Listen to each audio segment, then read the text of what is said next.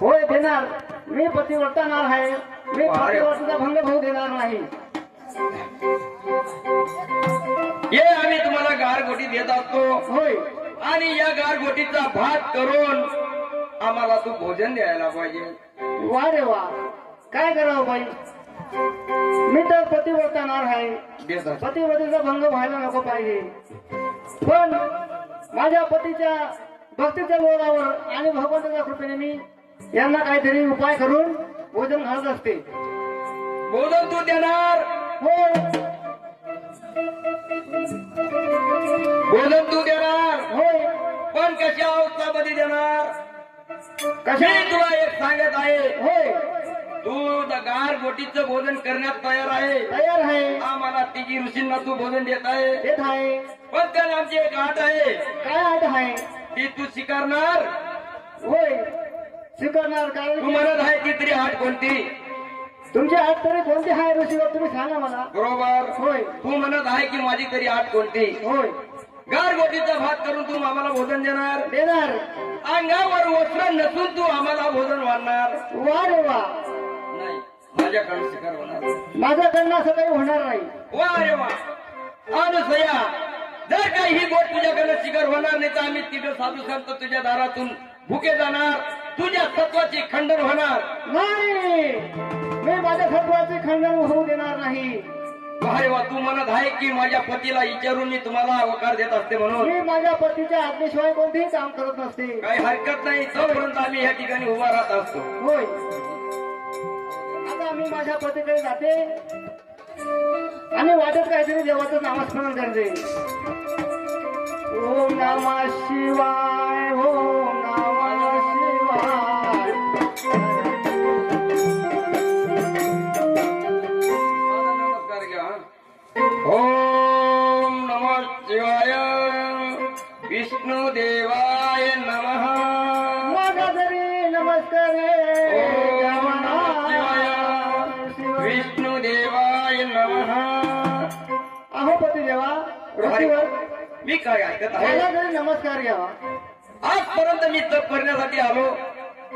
अनुसया कधी ह्या ठिकाणी आली नाही आणि आज माझा तपाचं भंग केलं तू. अनुसया ही जागा जर कोणी दुसरी स्त्री आज राहिली असती तिला पाहून जाडून खाक केली असती. ऋषीवर माझ्या तपाची तू भंग केली. मला माफ करा. असं कसं संकट आलंय तुझ्यावर.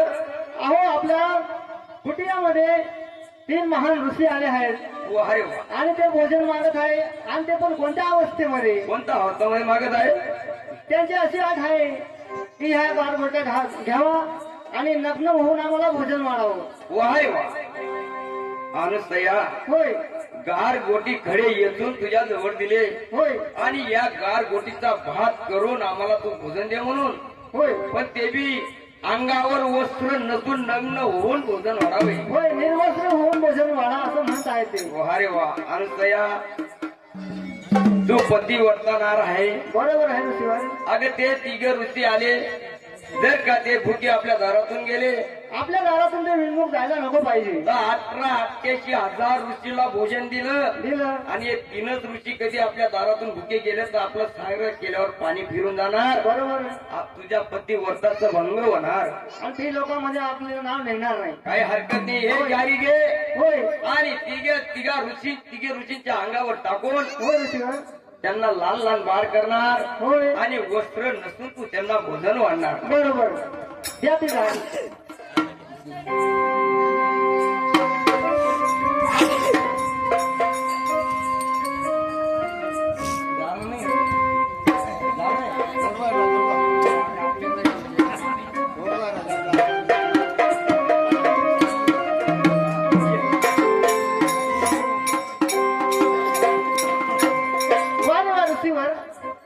मी माझ्या पतीची आज्ञा घेऊन तुम्हाला मी भोजन वाढत असते.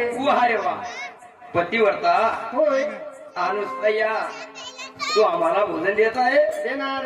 अंगावर वस्त्र नसून असून अशी कोणती स्त्री आहे की तिघ ऋषींच्या सामने अंगावर वस्त्र नसून भोजन वाढत आहे. मी तुम्हाला निर्वस्त्र भोजन अरे वा.